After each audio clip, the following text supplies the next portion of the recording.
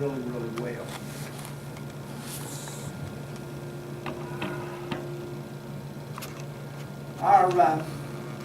We have data projectors, interactive whiteboards in the classroom, and I estimate we have around 70. I could have used last year's data, but it is kind of outdated because right now we put a lot in West Hamlin, a lot in Guyan Valley. We have 29 extra ones that are ordered, which will be put in at Hamlin. We have several being installed in Hearts. And we got around 70% that there's actually a data projector hanging in the room. The other ones have access to it. They may not have one hanging in the room. And it won't be very long that we'll have one in every room. So that's kind of a little pricey. It's about $500 a whack to get those put in. Depends on what kind they are. If it's an interactive projector, which is it's $1,500, and those are ones that just you can use a little pen, and it makes the board like a smart board. You can control it with a pen.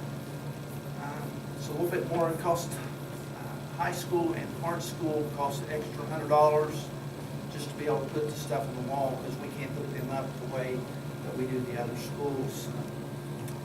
I put a note on there. You've heard a lot about School Dude, but if you look there, we have a system similar to that, and I gave you all the readouts here. This is the orders, every order that we have out now, and there's way too many orders out in this, but in the last 2 weeks, 3 weeks, we've updated 4 computer labs. We've got all of our testing ready. We're in testing here. It took a lot of time. We put 83 new laptops in Guyan Valley, so we're a little bit behind. If it has a yellow on it, that had a note out the side of it. Either that they've already went to that, and either they're waiting for a part, or the teacher could have not had the laptop there. There was some reason that they couldn't fix that at that time. And so the ones that have yellow on it, they are addressing that. If you notice there's a red bar, anything the red bar, it gets priority here. And this one at Duval, he wasn't able to get it today, but by the end of the week, there shouldn't be anything above this red bar.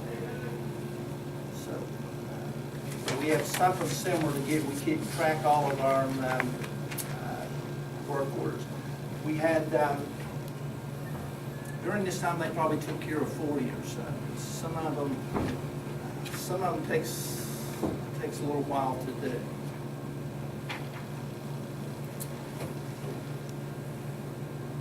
There we go. A little bit about E-Rate. It takes care of telephone lines, data lines, long distance, cell phones, anything of that nature you can use E-Rate for. Also with web hosting. Our websites this year, we had to redo that, which I think I have a slide in there about that. It all comes through E-Rate. E-Rate pays a percentage. It's Schools for Library. It is a national program that we apply for every year. And a little bit about, we have 95 telephones in the county. As of July, this is what we'll have as of July. Right now we have 92. We want to add 3 phone lines this year. Total cost $52,000. We will get $42,000 of that back through E-Rate. Long distance, $2,500 a year. We get $2,000 of it back. Data lines. Those are your internet connections to this building and all of our schools. And $181,000, we'll get $149,000 of that back this year. A little bit of breakdown of our data lines here. 4 years ago, we only had most data line we had was at the high school, we had 6 megs. And we had servers that cached everything. And we just couldn't make stuff work. What we're going to be able to do is July of this year, is we're going to be able to meet the 16-17 regulations that says for every 10 meg, have 10 megs of bandwidth for every 100 students. We currently have 10 megs of all of our schools and 100 megs at the high school. At the end of this year, July the 1st, we'll have 30 megs at Midway, Duval will be 60, Hamlin 60, the high school will be 200 megs. And when I say 200 meg, that means that we have the capability of downloading 200 megabytes worth of information every second. So we're talking about some stuff here that will make everything high. We've had the network in a couple of years, but we just didn't have the bandwidth to make it work the way that it needs to. Once we get this in, for example, Duval, once we get that in and up and running, every student in that school should be able to get on the computer at one time and not notice any fall off in using it. There shouldn't be any lag time to that. The new standard, which Senator Rockefeller just announced through E-rate, that he wanted everybody, all schools, to have a 1 gigabit connection. Right now, I don't know what we would do with a gigabit connection, but that's where we're going to that kind of connection. A gigabit connection is $5,000 a month. Every gigabit connection would be $5,000 a month. So it would be expensive. So that's where we're at. As July 1st, where we'll be at in bandwidth. And this will be, I don't have the information on it, but I imagine it will be within the top 20 of the state. We will, if not more than that, with our connection. We're really going to have a really robust system here. Any questions, things that you need to know? Mr. McKee, if you post for that.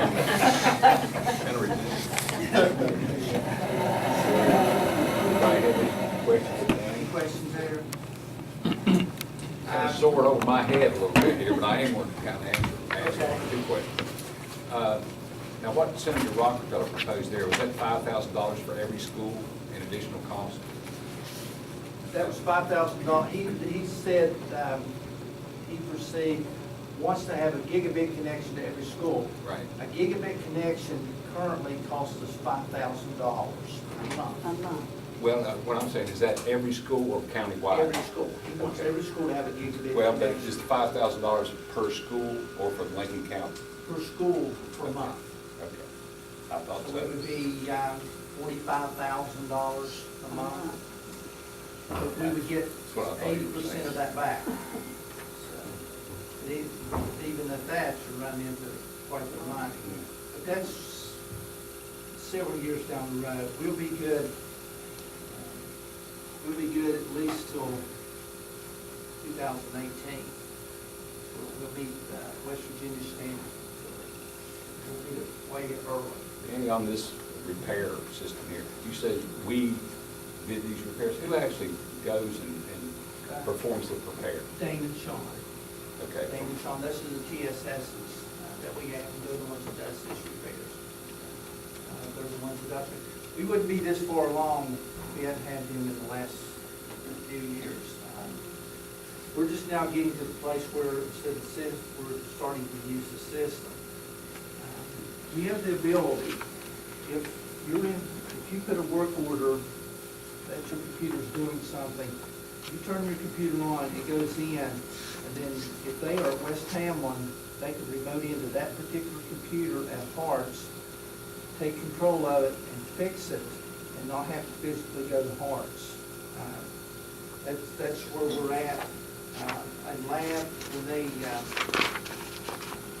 We'll say, if you need a special icon to come up on the computer, that will go to the server and write a script on the server. When that group logs in, then it will come on their computer. If it was a class that somebody that doesn't need it, when they log in, they don't get that on their computer. So we're coming a long way to managing.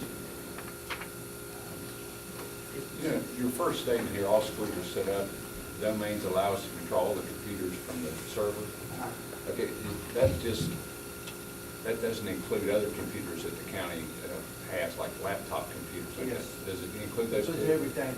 We have some that's not on there yet, and we're working towards getting those on. It's really, the problem is, unlike the high school and Harts pre-K-8, the high school, when they started out, they had the domain in place there and everything was put on it. When Harts started out, we had everything, so there's nothing at Harts was not on, it's never been outside the domain, so everything at Harts is on the domain. And now we're bringing the other computers on. It's not a matter of hooking them up.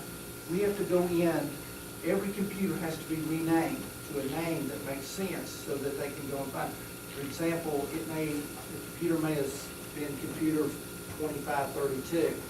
May not have any meaning, but now they go in and say, Mr. Johnson's room 15, or room 15 computer A, room 15 computer B, so they can actually find the computer and go in to work on it. So it takes a little while. Once you get all these here, they have to be renamed, and then they have to be cleaned up, and then put on the domain. It takes, we haven't got, we're 85–90% of all computers, we're not 100%. We probably won't be 100% till after summer. We've got quite a bit of this summer. I did need to show you all one other thing. I was going to show you with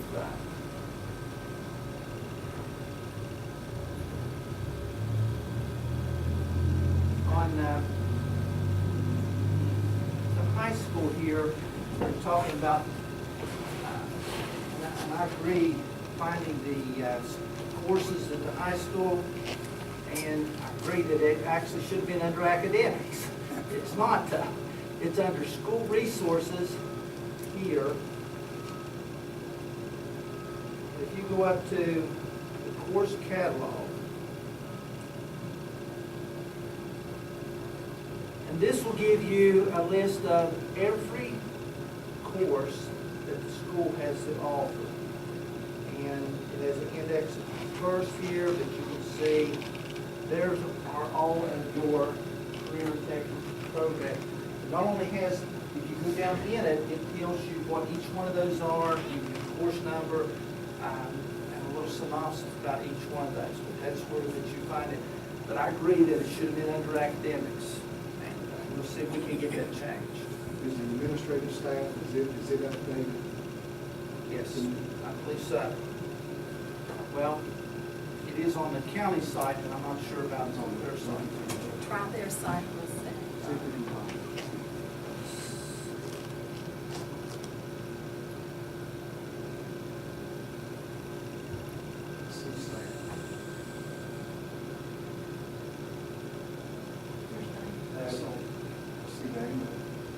Ollie Honey? No. That needs to be updated.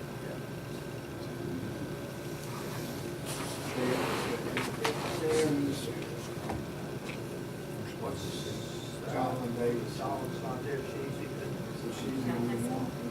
I'll make a note and have that, so we can have those fixed this one. Is there anything about the county site that you need to find something? This is all going to change next year. We are, the program that we use here no longer supports, we have a server with the program on it. They no longer support that. They have to host the site. So we put in an E-rate application, helps Jeff when I say numbers out here, but it's a 470 application. And that application puts it out for bid. We had 15 people to bid on it, and we are going to go with something called School Desk next year. $9,000. Costs us $9,000 to host this. Websites for all the counties, and we'll get 6,000 and some of that back through E-rate. So we're about $4,000. What we currently have is $3,600 a year, and that's for support in case it goes down, back up, and things of that nature. I think that's anything else. Try to be short. Anything, I know that, I'm glad you brought that up on that site there, 'cause we talked about that. Tried amongst ourselves to find it. It's the course catalog, and it has everything in that course catalog that you want to know about the courses. Penny, when we were talking earlier, and then tonight, you brought up the mechanism that you have for work orders. And did you not say that Dane and Sean had been working to make sure everything was ready for the online Yeah. writing? That Yeah, was that's the reason we don't testing. have- That was part of the reason that some of these have not been. We'll always have taken care 10 of of. these out. I can't see as the time that we won't have 10 things. And if you look, there's nothing major in this. There's nothing major to be done. So a lot of it's little things, and they've been so busy with other things here during testing and upgrading those labs that we coming up behind, but we will do better. This will be, we track it. This is today's, every Tuesday, it's updated. I talk with them every Tuesday. What have we done this week? What are we gonna do? We had one basically say, I don't want it too long, that slipped through the cracks. It's not on here, but next, whatever you do today, that one has to go. It's too long. It was over 2 weeks. It was a problem over 2 weeks. It should have been taken. And the TSS stands for, Technology Systems Specialist. you're welcome. I'm trying Sorry. to listen. Technology Systems Specialist. You notice I did not have it, I tried not to have any acronyms in there. Thank you. The other thing, Anything, anybody have anything else? Now, that's very informative, Danny. Looks like we're on the right track here.